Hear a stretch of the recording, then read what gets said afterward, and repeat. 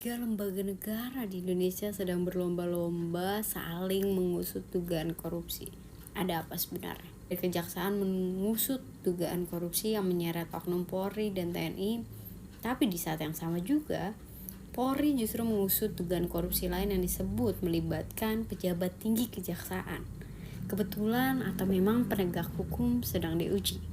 Beberapa hari terakhir, perhatian publik ini lagi tertuju sama dua perkara besar yang melibatkan tiga institusi negara. Yang pertama ada Kejaksaan Agung, yang kedua ada Polri, dan yang ketiga ada TNI.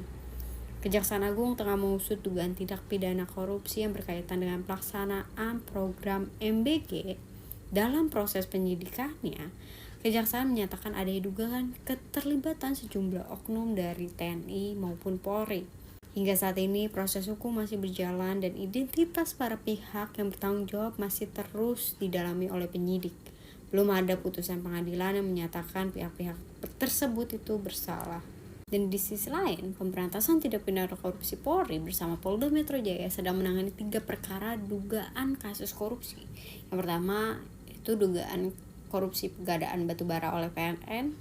Yang kedua ada dugaan korupsi pengelolaan dana Asabri. Yang ketiga ada dugaan korupsi di Krakatau Steel. Dalam penyidikan tersebut, polisi telah menggeledah belasan lokasi dan menyita berbagai macam barang bukti termasuk dokumen, komputer, uang, hingga emas batangan. Polisi menyebut penyidik masih terus berkembang. Dan yang di sini nih menjadi sorotan karena dalam salah satu rangkaian penyidikan itu muncul dugaan yang menyeret seorang jaksa agung muda.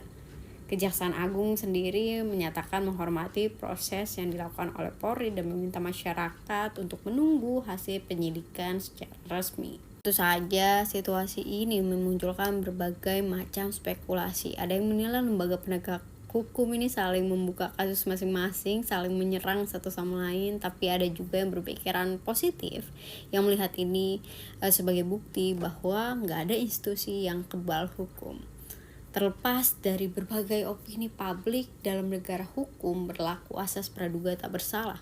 Semua dugaan harus dibuktikan melalui penyidikan, penuntutan, hingga putusan pengadilan yang berkekuatan hukum tetap. Apakah ini awal dari pemberantasan korupsi tanpa pandang bulu, atau justru menjadi ujian besar bagi integritas antar lembaga penegak hukum di Indonesia? Yang jelas, publik berhak mendapatkan proses hukum yang transparan, profesional, dan bebas dari intervensi.